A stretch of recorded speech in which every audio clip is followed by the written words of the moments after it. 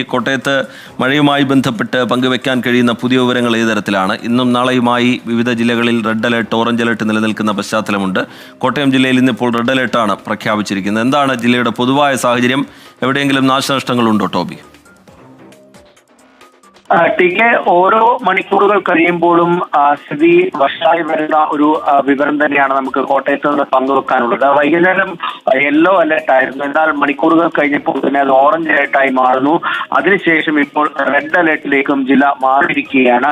അതിശക്തമായിട്ടുള്ള മഴ പല മേഖലകളിലും, പ്രത്യേകിച്ചും കിഴക്കൻ മേഖലയിലെല്ലാം തന്നെ ശക്തമായി മഴ പെയ്യുന്നുണ്ട് എന്നുള്ള വിവരം തന്നെയാണ് ലഭിക്കുന്നത്.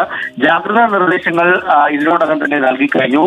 മുന്നൊരുക്കങ്ങളെല്ലാം തന്നെ സ്വീകരിച്ചു കഴിഞ്ഞിട്ടുള്ള ജില്ലാ ഭരണകൂടം. അതിൽ എടുത്തു പറയേണ്ടത് രാത്രികാല യാത്രാ ദിവസമാണ്.